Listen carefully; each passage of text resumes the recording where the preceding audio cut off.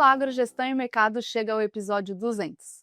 E me passa um filme aqui pela cabeça, lembrando de todos os episódios, todos os assuntos que já trouxemos aqui, tanto no YouTube, Spotify e outras plataformas de streaming, para levar informações dos principais temas que movem o agro brasileiro.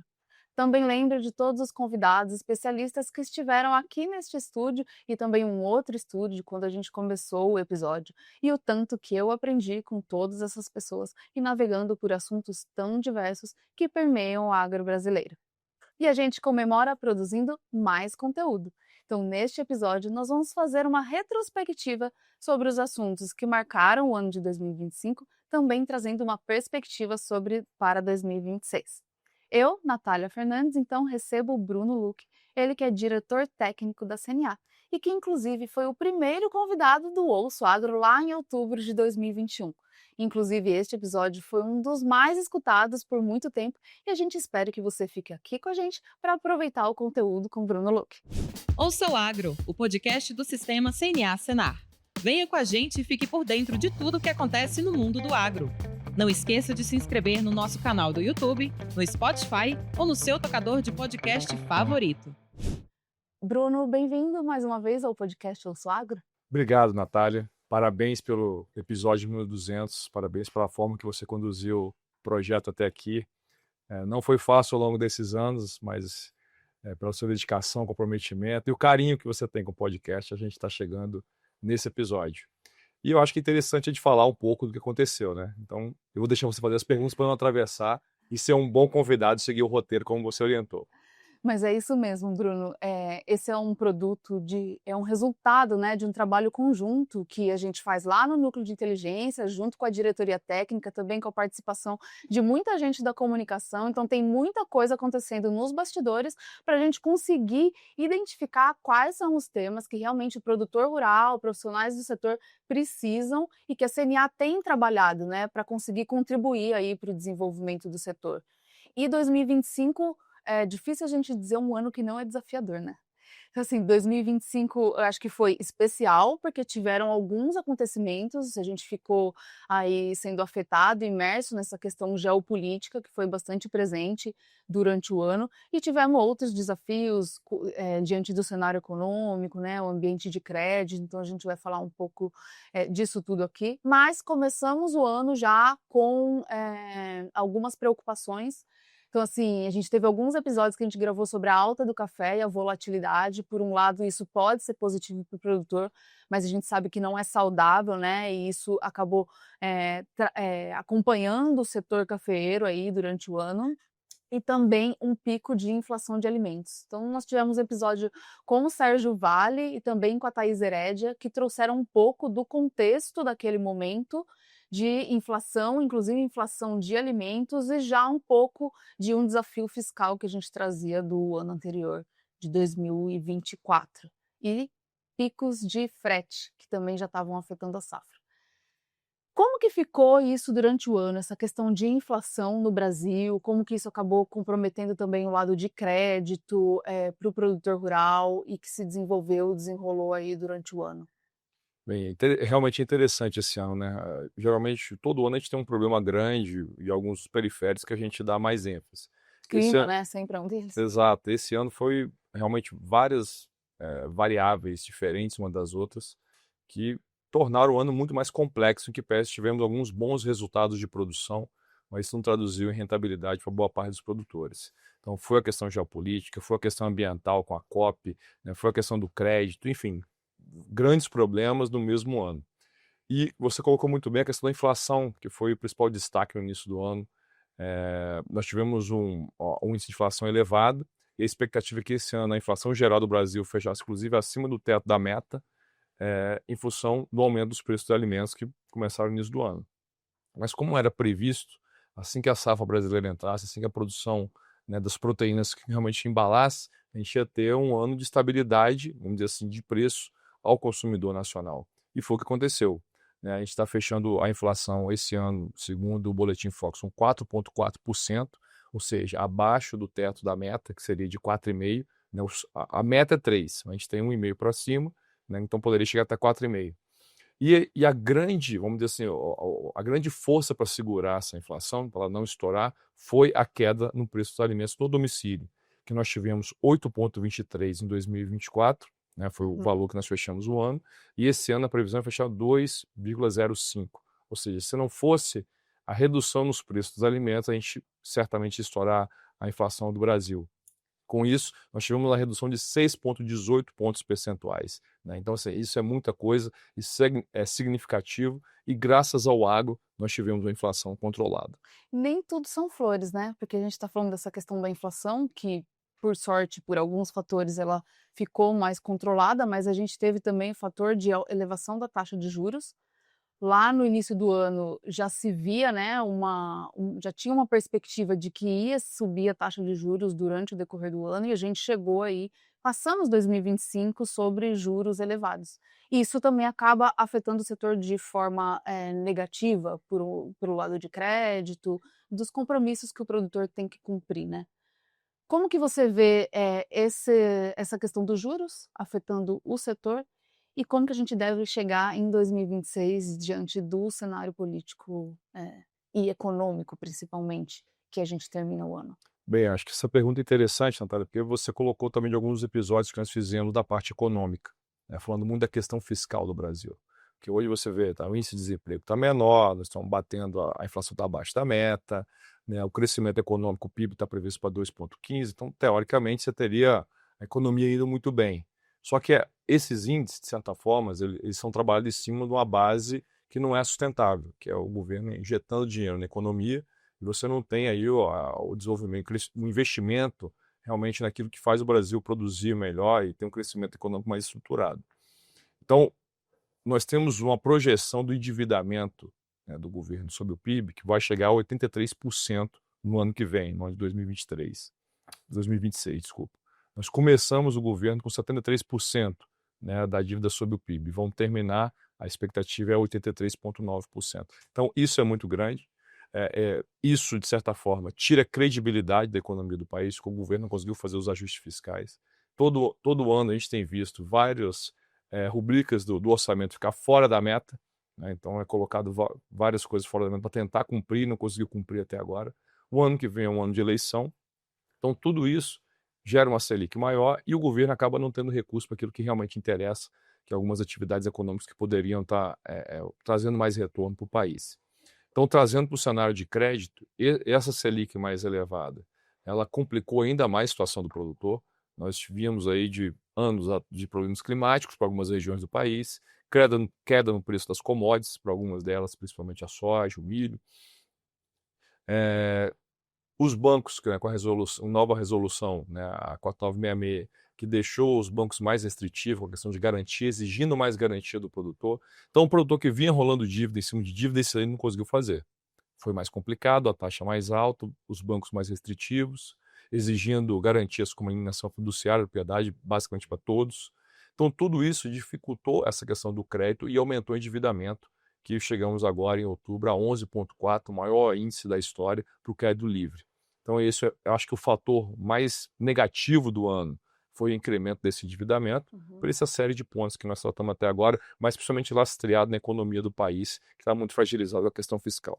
E a gente vê isso na realidade do campo, né? Quando a gente chega em março e abril de 2025, a gente gravou alguns episódios com perspectivas de custo para safras de cana e de grãos, e na época já se tinha uma ideia de que o produtor estava tendo uma safra mais cara, muito por conta do incremento nos preços de insumos, como fertilizantes. Cana já tinha tido problema com aquela questão das queimadas no ano anterior, perda de produtividade, necessidade de renovação do canavial, que não responde logo no primeiro ano, né? Então a gente já via ali nesse final do primeiro trimestre que os produtores teriam algumas dificuldades mesmo e talvez um estreitamento da sua margem. E às vezes a questão econômica é um pouco mais difícil, né, do produtor acompanhar e entender, ele fica lá de olho na questão de custos, preços de insumos, em clima, enquanto isso, aqui em Brasília também tem olhos atentos para ver se não vem uma tempestade por aqui. E foi nesse período o lançamento da agenda legislativa para o agro, da CNA, que colocou aí os principais projetos de lei, as principais pautas do Congresso Nacional que seriam importantes para evoluir durante o ano, né? destravar a burocracia, então esse foi um período que marcou bastante.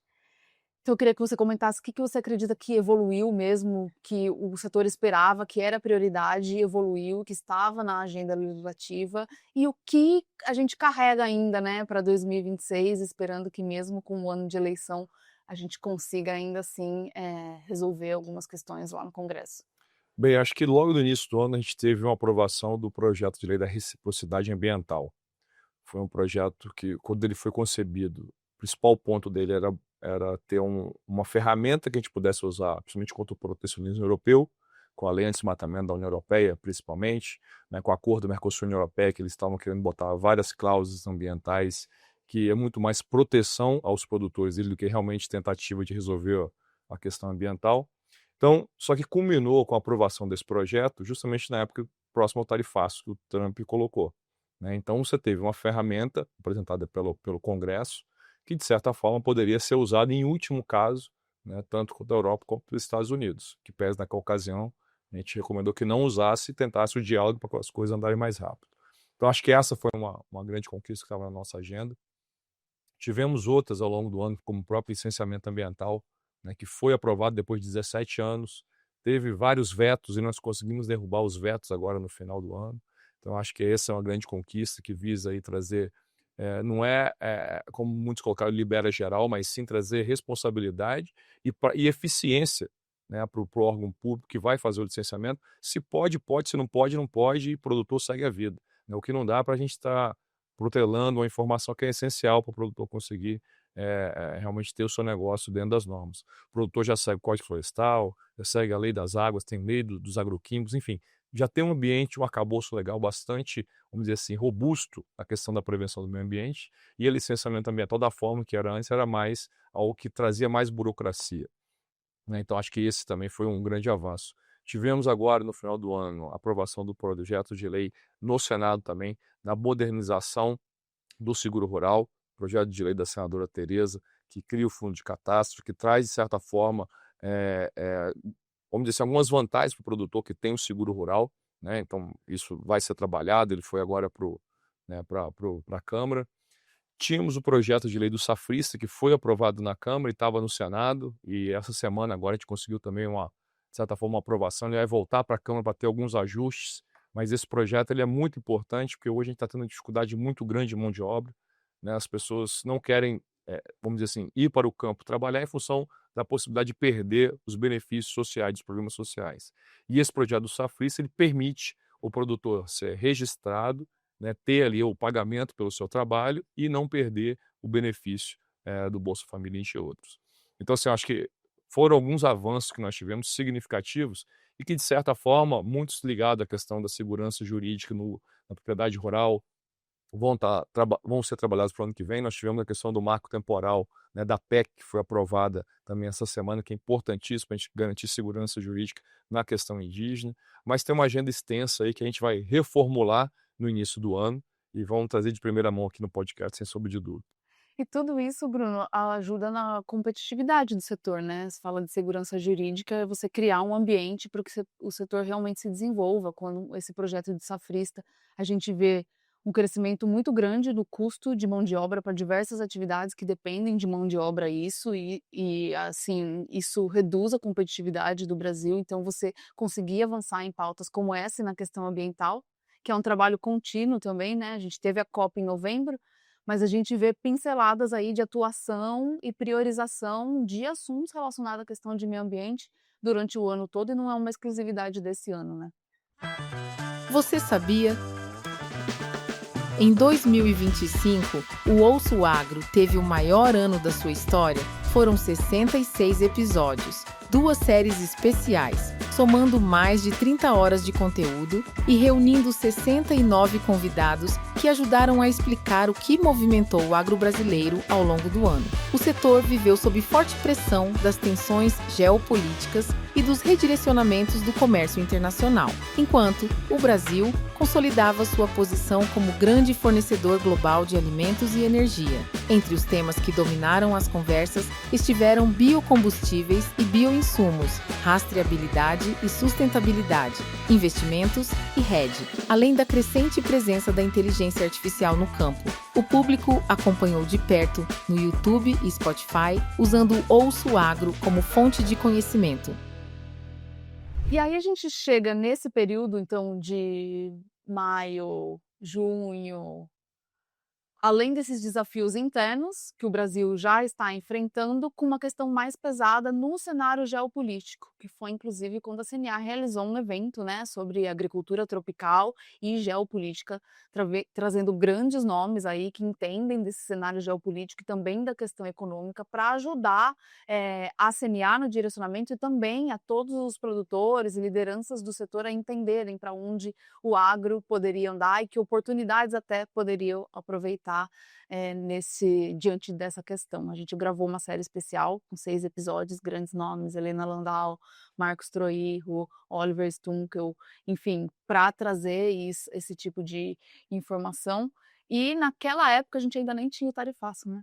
A gente teve conflitos anteriores do Oriente Médio, ainda nem esperava pelo que aconteceu depois e que foi bastante prejudicial para o setor aí. Queria que você comentasse um pouco o que representou aí para a CNA o ano de 2025 relacionado à geopolítica, o que ele deixa de aprendizado em relação a essa nova carta, né, que está na mesa e que a gente deve continuar tendo que usar isso nos próximos anos. Bem, assim, já era previsto que a gente teria vamos dizer assim, muitas discussões, muitos eventos internacionais que poderiam afetar o nosso setor, tanto na redução de preço, ou no aumento de custo de frete internacional, na mudança nos mercados, No enfim. comércio em si, né? Então tudo isso era previsto no final do ano passado, só que a gente não imaginava que seria tão intenso como foi. Então foi um ano que realmente acho que nem os mais pessimistas conseguiam ter uma visão de cenário tão conturbado como foi esse ano na questão da geopolítica. Acaba que geopolítica é negociação, né? Então você nem sempre vai saber o que vai ser negociado, e aí Você por tem isso uma ideia, fica uma incerteza. mas eu acredito que nós, de certa forma, pelo menos a CNA teve um papel preponderante no início, né? A gente teve reunião com várias entidades americanas quando teve o tarifaço, buscando dar argumentos para que eles pudessem nos ajudar também com o governo americano. Então houve uma mobilização privada, houve um trabalho de buscar novos mercados enquanto você tinha essa restrição mais elevada, tanto é que nós tivemos aumento das exportações de carne, não talvez ganhamos em valor como era o mercado americano, mas conseguimos colocar em outros mercados, no café de certa forma também houve algum redirecionamento, enfim. E no final conseguimos aí que pelo menos boa parte dos produtos tivesse a tarifa encerrada agora no final do ano. Então foi um trabalho forte de articulação política, pública e privada, né, vamos botar dessa forma, que nos ajudou a mostrar que nós não podemos estar, de certa forma, sempre diversificando, né, as negociações internacionais, os mercados que nós temos, enfim, para ter possibilidade de poder fazer ajustes ao longo do processo. A maior preocupação era com os produtos perecíveis, principalmente frutas, né, no caso da manga, uva e outros produtos que a gente mandava para lá. Né, a uva, nesse momento, a gente não conseguiu abrir ainda, é uma preocupação, mas eu acredito que, de certa forma, dos outros produtos, que pese a gente ter uma redução nas exportações, porque o mercado americano é o que mais pagava, nós conseguimos, em volume, em alguns casos, até ampliar, né, redirecionando isso para outras partes do mundo. Então, acho que assim, isso não se encerra agora, né, nós temos aí o acordo do Mercosul e União Europeia que está prestes aí a gente realmente avançar, e toda hora tem alguma coisinha que eles puxam ali a carta na manga para tentar dificultar e trazer mais responsabilizações para o Brasil, além do que nós já temos. Mas o fato é que nós precisamos realmente ter uma diversificação de mercados, investir em novas negociações, novos acordos para o próximo ano, porque essa questão internacional ela vai continuar instável. Não vai ser algo que, não, já está tudo resolvido, toca para outra, né, para outra pauta. Pelo contrário, ela mais do que nunca a gente precisa estar focado nessa diversificação dos novos acordos, né, de estar com bastante negociação, de reforçar as representações brasileiras nos principais países interessados, participar dessas feiras, né, e principalmente em questões governamentais, né, a países que nós não temos acordo, enfim. Então acho que essa agenda ela vai ganhar muito mais peso do que nós imaginávamos no próximo ano, reforçando negociações, acordos que estavam parados, ou ainda, e o mundo todo entender um pouco dessa percepção, dessa diversificação de parceiros. Eu acho que é um momento propício para o Brasil poder avançar na agenda. Você comentou sobre a carne bovina, né, o direcionamento de alguns mercados, e essa foi uma das principais pautas do ano durante o Ouço Agro.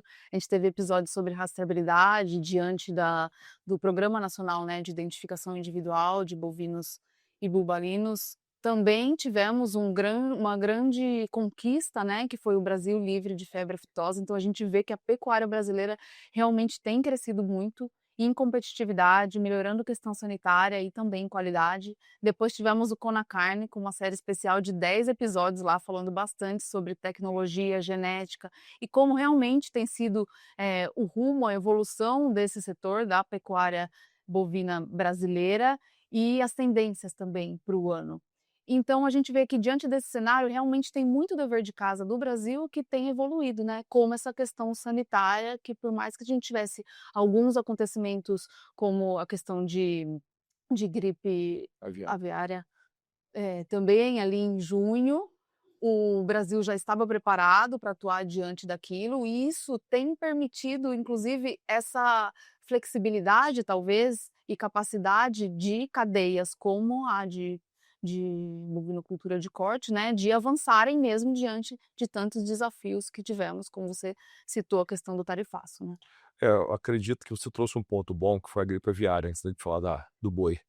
Eh, a gripe aviária, que pese foi algo negativo, né, para o país, você ter um foco, né, da maior avicultura exportadora do mundo, né, que até então não tinha o problema, esse tipo de problema sanitário, é uma notícia ruim. Só que, por outro lado, né, olhando o lado bom, né, da situação, nós conseguimos provar ao mundo que o sistema sanitário brasileiro ele é robusto, ele é eficiente, ele deu todas as informações possíveis, deu toda a transparência, mostrou que realmente a região foi isolada, né, se restringiu todo ali o acesso, né, enfim, tudo que tinha que ser feito foi feito com eficiência e a imprensa brasileira surpreendeu muito porque ela trouxe as informações corretas, não teve aquele alardismo de ó, pare de comer carne de frango que tem um problema. Pelo contrário, todos realmente acho que foi uma união do setor, trazendo ali tudo que estava sendo feito, que já é feito, né, com eficiência no caso da agricultura. Dando transparência e essa tranquilidade, né, de que não precisava ter O um próprio desespero. Ministério da Agricultura mostrando em tempo real os exames, onde podia estar tendo caso, fazendo as análises mostrando que deu negativo, trabalhando para reabrir mercado com agilidade, ou os mercados ser restritos só ali à região do Rio Grande do Sul, né, deixando o Brasil, né, seguindo exportando por outros estados. Enfim, então acho que foi um momento de mostrar a eficiência da nossa defesa sanitária. Então, o Ministério da Agricultura, através da Secretaria de Defesa, fez um belo trabalho, os produtores, a indústria, mostrando o que estava sendo feito no campo de uma maneira muito transparente, e a imprensa brasileira realmente trazendo a informação de forma correta.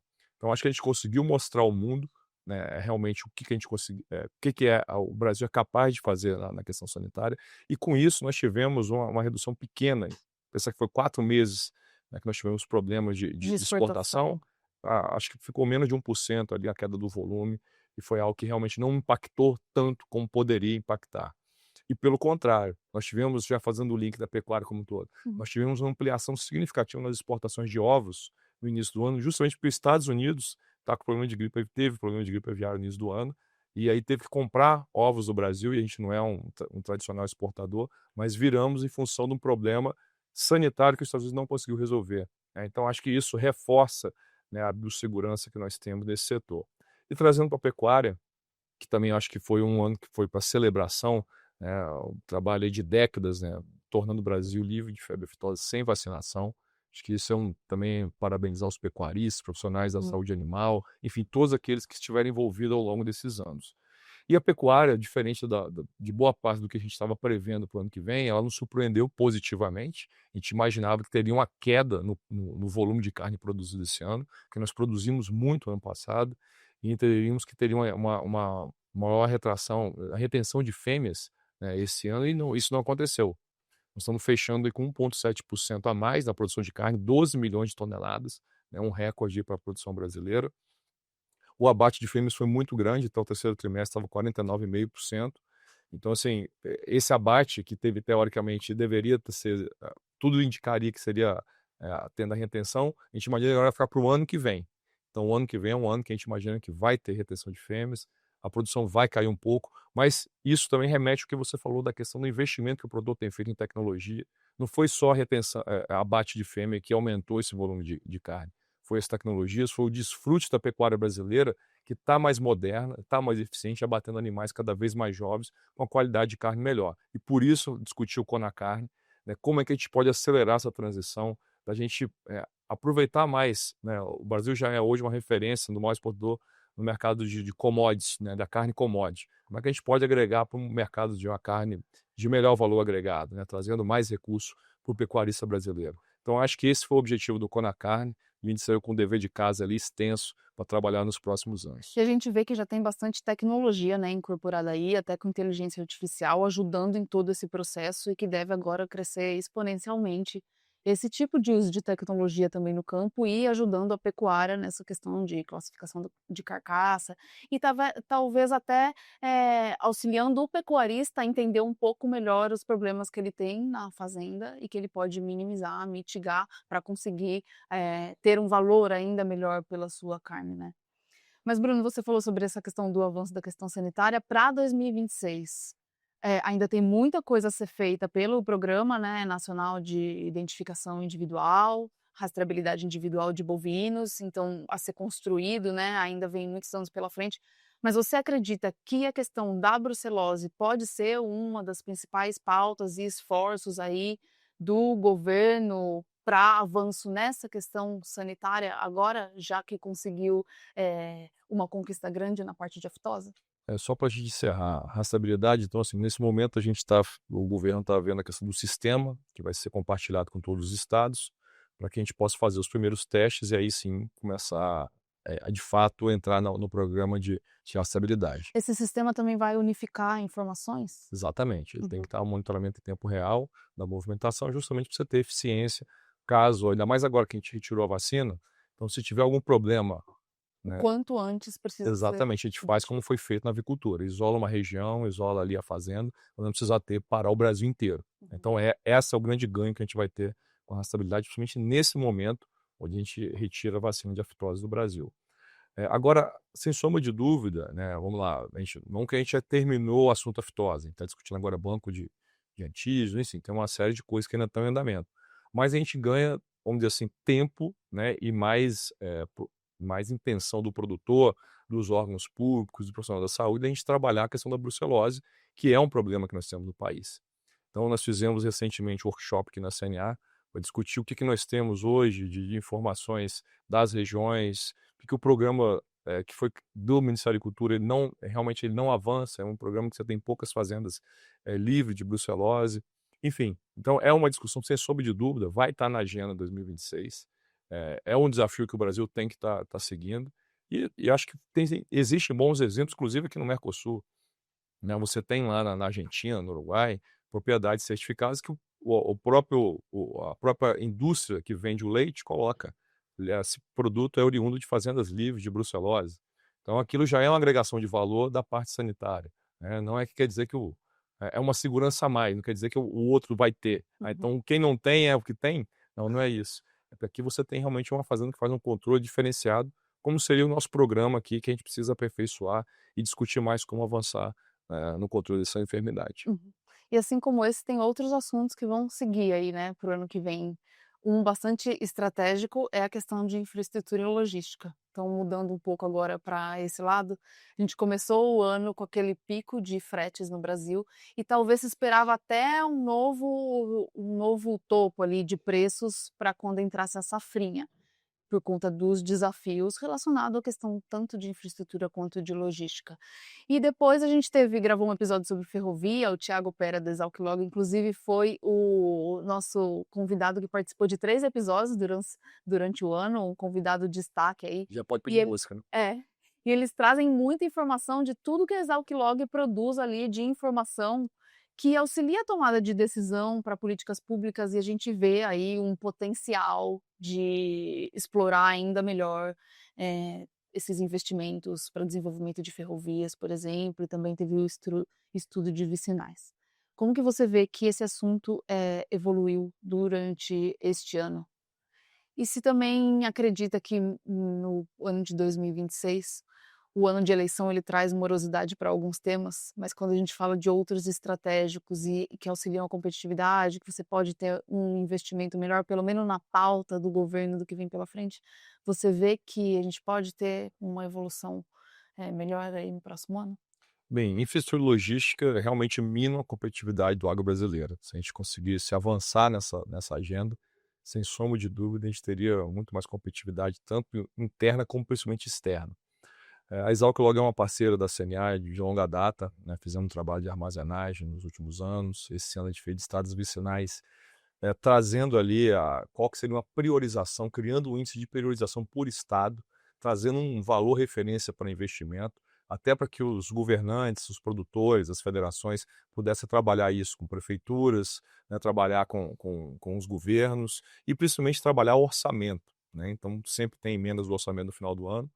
E isso ali, com esses estudos, você teria mais subsídios para discutir e argumentar tecnicamente onde investir, quais regiões poderiam dar mais retorno em função, né, do trânsito que tem ali, não só de cargas agrícolas, mas também da questão social, quando a gente pensa em escolas rurais, né, na movimentação dos produtores. Então, acho que esse estudo foi muito relevante e está tendo um bom uso, pelo que a gente está conversando com as federações.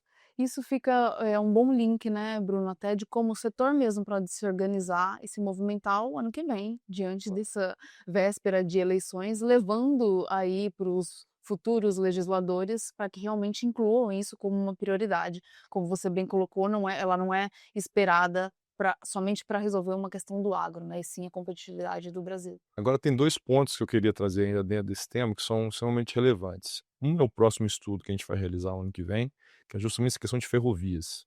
A gente tem no Brasil, né, se eu não me engano, 8 milhões de quilômetros de ferrovia, e a cada ano esse valor está sendo reduzido. Então, onde é que a gente está perdendo? Lógico que você tem que ter investimento na ampliação, mas o que está acontecendo que a gente, ao invés de aumentar, nós estamos reduzindo um importante meio de transporte, que economiza custo, tem um menor impacto ambiental, enfim. Então, esse é o nosso próximo desafio, que a Exalc Log vai ajudar a gente, com a base de dados da NTT. Então, vai ser um trabalho bem robusto aí, para a gente discutir como avançar nessa agenda. Agora, um ponto que tem preocupado muito o setor, você falou da questão do frete no início do ano, esse tema voltou no final do ano, mas pela tabela de frete. A tabela de frete, ela foi implementada alguns anos atrás, nós somos contra, a CNA entrou com uma ação no Supremo, né, pedindo para a revogação, porque ela interfere na livre negociação, né, dos embarcadores com os caminhoneiros. Ela se mostrou ineficiente, que de lá para cá nós aumentamos a frota privada, né, então isso era algo que poderia ajudar o caminhoneiro, tem prejudicado, porque está aumentando, né, a frota privada, o caminhoneiro autônomo está perdendo realmente trabalho. E agora está tendo um cruzamento automático de informação e as multas estão aumentando significativamente. Então, nesse momento, a CNA tem trabalhado junto com a FPA para, enquanto o Supremo não decidiu ainda se é inconstitucional ou não, né, então é algo que ainda tem a morosidade, a gente cobrou novamente para ter essa decisão, porque gera uma insegurança jurídica. Agora, a tabela precisa ter mesmo que funcione, né, contra o que o setor gostaria, ela precisa de atualizações, precisa de revisões. Então, nós pedimos a suspensão temporária, foi a última ação que nós tivemos, enquanto essa ação não é julgada no Supremo. Ou, na pior das hipóteses, né, algumas entidades têm pedido ali a atualização com a metodologia correta da tabela de frete, que hoje não condiz com a realidade, né? Então, você tem esses momentos de pico, que ninguém segue a tabela para cima. Agora, no período de entre-safra, no período que tenha o retorno, né, das regiões produtoras, aí você tem negociações que às vezes podem estar abaixo dela. Então isso tem causado uma insegurança jurídica muito grande, né, no setor, né, uma série de multas que certamente vai ser uma pauta importante para 2026. E essa imprevisibilidade acaba que vai minando ali, né, a margem do produtor. Ele vê o custo dele, às vezes, ele não conseguindo fazer a gestão, muitas vezes, do aumento desses custos, da questão de frete, de preço de insumos, ele vai tendo a margem cada vez mais estreitada. E, por outro lado, a gente vê uma capacidade grande do país, das cadeias produtivas, do setor, de encontrar novas formas de se trabalhar, né? Uma dinamicidade grande. Então, a gente falou de vários desafios aqui, a gente já vê o potencial do Brasil, falando da questão da carne, né? Ainda assim, expandiu a sua exportação, procurou outros mercados, porque estava preparado para isso. A gente vê a questão de biocombustíveis também como uma saída que o próprio país tem usado o seu poder e os seus desafios ali da região centro-oeste do Mato Grosso para expandir a produção de etanol de milho, por exemplo, isso ficando aí como uma saída e também uma questão estratégica para o produtor e própria iniciativa usando tecnologias novas, aproveitando aí uma forma mais fácil de você mapear o que tem no setor, que aí seria o aluguel de máquinas, por exemplo, tentando resolver uma outra questão relacionada a crédito, a investimento. Então a gente vê novas alternativas surgindo e estratégias específicas do Brasil para lidar tanto com a questão do clima tropical, como com esses desafios inerentes à própria economia brasileira, né. Exato, acho que assim, para o grão, a gente tem discutido muito os cenários para o próximo ano, né? Nós fechamos esse ano com 351 milhões de toneladas, né? Um valor recorde, bem acima do que era previsto. O clima ajudou muito. Uhum. Para o ano que vem, a estimativa é crescer, mas Não muito muito. próximo, né? 354 milhões, algo muito em cima do que a gente produziu hoje, principalmente em função desse achatamento de margem, dificuldade de crédito. O clima, a gente já teve um atraso esse ano com laninha, né? De baixa intensidade, enfim. Então, mas o que a gente enxerga de positivo? A questão dos biocombustíveis, eles são fundamentais para o Brasil. Primeiro, porque é uma referência que o Brasil já traz na questão da transição energética. É um assunto que a gente viu na COP, que foi muito comentado, e que nós tivemos exemplo para mostrar que nós já fazemos. Nós vamos começar a fazer. Não, o Brasil já tem ali o etanol, né, tem o biodiesel, né, o biogás, enfim, tem uma série de produtos oriundos da agricultura que ajudam a tornar a matriz energética brasileira mais limpa. E esses produtos, ele tem subprodutos que têm ajudado no crescimento da pecuária, né? No caso do etanol de milho, né, nós temos aí o DDG, que tem sido uma revolução no campo, tem ajudado muito a bovinocultura de leite de corte, a aumentar a produtividade, porque é um produto de alto valor proteico, alto valor energético, e com um valor ainda abaixo das fontes tradicionais, né? Então, para algumas regiões, tem realmente ajudado naquilo que a gente comentou na pecuária. Sistemas tecnológicos, de maior eficiência tecnológica, melhores resultados, enfim. Então, assim, o que a gente vê para o ano que vem é que o milho ele a tende a ter um crescimento na questão de preço, talvez não tão grande como foi no passado, nós tivemos ali saca a R$ 100 a saca, mas vamos ter um incremento entre 10% e 15% nos preços, e puxado principalmente pela questão do etanol, no mercado internacional que, de certa forma, vai estar demandando um pouco mais. A soja, né, que é o nosso principal produto, nós vamos ter um aumento na produção ano que vem. A produtividade a gente imagina que deve ficar um pouco menor, porque nós não vamos ter o clima nem um pacote tecnológico, mas sem sombra de dúvida a questão também do biodiesel. Nós vamos ampliar ali para B16, então tem uma condição de maior uso de soja para a produção de biodiesel. E os principais produtores, além do Brasil, Estados Unidos e Argentina, vão estar com produção menor, né? Então eu acho que tem uma sinalização, não que vai ter algo muito positivo, grandes incrementos no preço, mas vai melhorar um pouco da situação que foi esse ano de 2025. Ainda assim tem uma perspectiva de aumento de demanda por conta do aumento da mistura, né, de etanol, tanto na gasolina quanto de biodiesel no diesel. Isso demanda uma matéria-prima maior e uma capacidade grande da parte de gestão do produtor também, para ele decidir o que vai cultivar ali. Às vezes, em alguns momentos ou regiões pode de ter uma pressão relacionada a preço, sim, e aí fica aquele anseio do produtor em conseguir fazer a sua gestão para melhorar melhor seus índices produtivos e conseguir aí melhores resultados. Não vai dar tempo de a gente falar muita coisa aqui mais, né, Bruno? Mas só pegando um gancho, já fica o convite para o pessoal ouvir todos os episódios de 2025 aí. Foram muitos episódios, navegamos por todos esses assuntos falados aqui, inclusive biocombustível, que dá uma perspectiva, e a questão da COP, né? A COP foi meio que uma grande expectativa durante o ano, um grande trabalho durante o ano do país, preparativo para a COP, da Conferência de Bonn, em meados ali no final, entre maio e junho. A COP não é o final, né? Por mais que parecesse que era o final, tudo precisaria ser feito ali na COP 30 em Belém. Eu queria que você falasse um pouco do que realmente foi positivo para a COP, fora essa questão que você já citou do biocombustível, fazendo um pouco esse gancho também de que ainda tem um trabalho aí que o setor vai continuar fazendo, né, para que alguns avanços ainda venham com o Brasil à frente dessa conferência. Bem, na questão ambiental, como a gente falou, foi um eixo também que a gente teve muitos problemas ao longo do ano, muitas normativas que saíram, que não enxergam o potencial do setor e não têm uma visão errada para resolver os problemas que existem desmatamento ilegal, que o setor é radicalmente contra. Por exemplo, nós tivemos resoluções que colocaram o embargo coletivo, que a CNA entrou com ação em relação a isso. Nós tivemos discussões, né, da questão do produtor sair, que o produtor que foi embargado, ele conseguir sair do embargo com a análise do CAR, que não depende dele. Né? Então, várias coisas foram discutidas, a lista de animais exóticos, né, que foram agora recentemente no Conabio, teve a consulta pública também do transporte animal, onde se colocaram vários empecilhos ali que nem no transporte, né, das pessoas a gente tem tantas questões que foram listadas ali. Enfim, e teve o Plano Clima, justamente no ano de COP no Brasil, né, você tirava o setor ali que era responsável por 35% das emissões, colocava ele com 70%, basicamente dobrava. Né? Então, não foi fácil as discussões, muita carga ideológica dificultou o avanço, né, de problemas críticos que nós temos no campo, mas eu acho que a COP ela serviu justamente para mostrar o que o agro faz, né, como eu citei no início. Nós não estamos fingindo que somos sustentáveis, nós não estamos dizendo que vamos ser sustentáveis, nós já somos.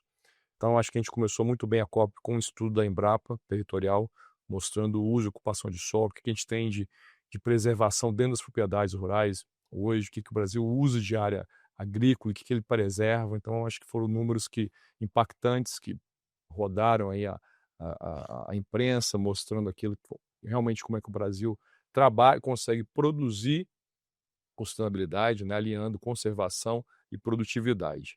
E eu acho que assim, o grande legado da COP, as negociações, a gente acredita que, como toda a COP, é difícil você ter alguma coisa, porque o próprio modelo da COP é um modelo que, na nossa visão, é pouco efetivo.